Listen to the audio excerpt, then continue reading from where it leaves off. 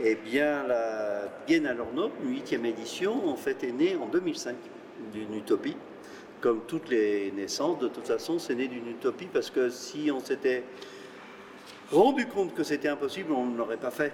Donc, comme toutes les choses impossibles, on les a faites. Elle est née tout simplement au départ d'un constat du buffet, avec cette histoire de donner un regard un peu différent à de l'art qu'il dénommait un peu sauvage au départ.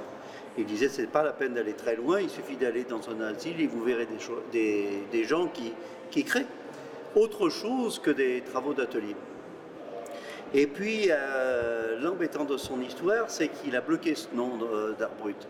Donc il y a tout un tas de choses qui sont montées, dont la fabuleuserie, et c'est l'art hors les normes.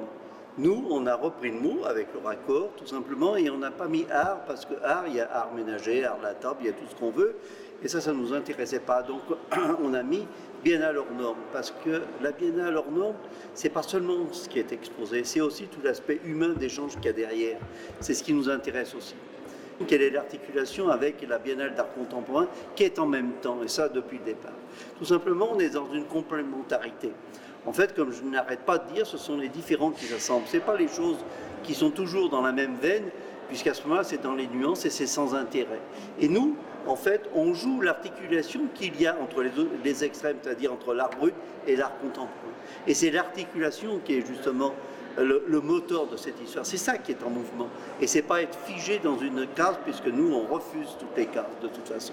Ce qui fait que durant à peu près 2 mois, vous avez 50 lieux, 300 artistes, mais qui viennent aussi bien des écoles d'art que des gens qui sont en foyer, que des gens qui exposent dans des musées, ou des gens qui n'ont jamais exposé, qui sont complètement autodidactes et enfermés dans leurs ateliers. René Raymond est né en Provence, il était ancien peintre en bâtiment et son parcours résume vraiment ce qu'est l'art singulier, puisque toute sa vie il a été en quête d'autres méthodes, de se sortir du traditionnel et en ajoutant une dimension spirituelle à l'ensemble de son œuvre.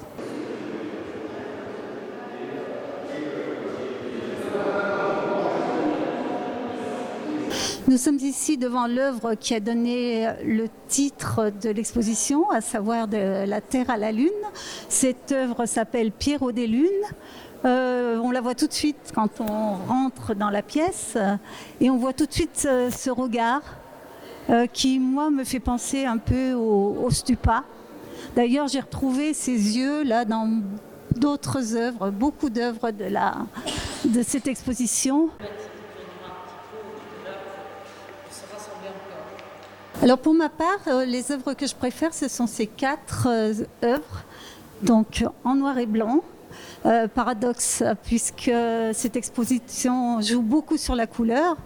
Mais pour moi, le noir et blanc fait vraiment ressortir toute la dimension du dessin et la richesse du fond et de la forme qui se détachent pour le coup, alors que dans les autres œuvres, la forme se fond dans le fond. Pour moi, l'imaginaire est la même chose que la réalité, en fait. La fiction dépasse, pour la plupart du temps, la réalité. Voilà. Et moi, j'ai envie de faire donc de l'imaginaire ma réalité, parce que c'est un monde qui me convient mieux, finalement.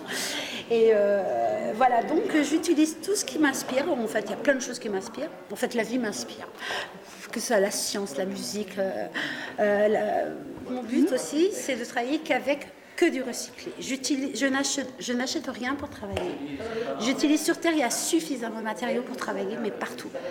Le bois, je le trouve partout. J'ai trouvé à Paris, dans les encombrants, ça. Il y en avait plein parce qu'on ne brûle pas le bois à Paris, il n'y a pas de cheminée, c'est interdit. Donc ça, c'était facile. Maintenant, j'habite en Auvergne. Il y a plein de bois dans les granges. Je récupère du bois de charpente parce qu'on fait les toits tout le temps. Bref, on a tout ce qu'il faut. Même la peinture, c'est recyclé puisque c'est des bidons de peinture que j'ai récupérés qui partent à la benne. Enfin bref, je fais en sorte que tout mon travail soit à base de recycler. Ça fait trop partie de ma vie. En quoi je m'inscris dans ce mouvement de l'art singulier ? Alors, moi, je m'inscris dans rien, en fait, mais je me sens bien avec ces artistes-là, parce que il y a quelque chose d'assez viscéral dans notre manière de travailler. Je pense que c'est ça qui a fait que je me suis rapprochée de ces artistes-là. Je ne sais pas si je suis une artiste singulière, enfin, ou alors plutôt on est tous des artistes singuliers. En tout cas, moi ce que j'apprécie dans ce mouvement-là, c'est cette liberté. On n'est pas obligé d'avoir un concept très élaboré derrière, les choses vont venir plutôt des mains et du ventre. On travaille, j'ai l'impression, d'abord avec nos mains.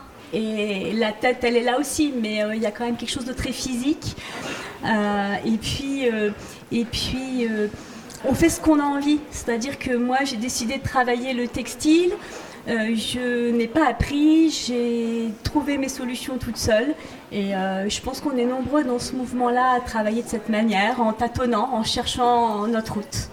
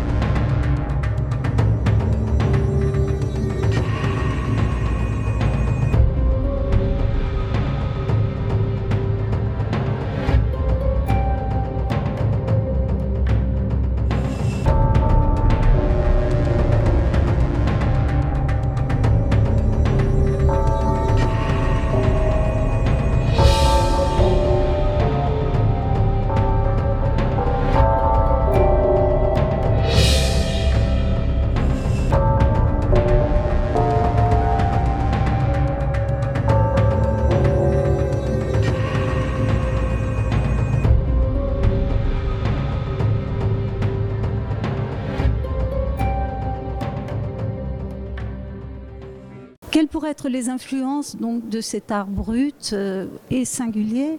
Alors on parle des arts premiers, des arts primitifs, mais les arts primitifs étaient plutôt des arts collectifs, alors que l'art brut et singulier relèvent plutôt d'individualités qui ont leur chemin particulier. On peut le rapprocher aussi de l'art naïf, mais qui est aussi lié à une culture populaire, et on est aussi dans une démarche différente.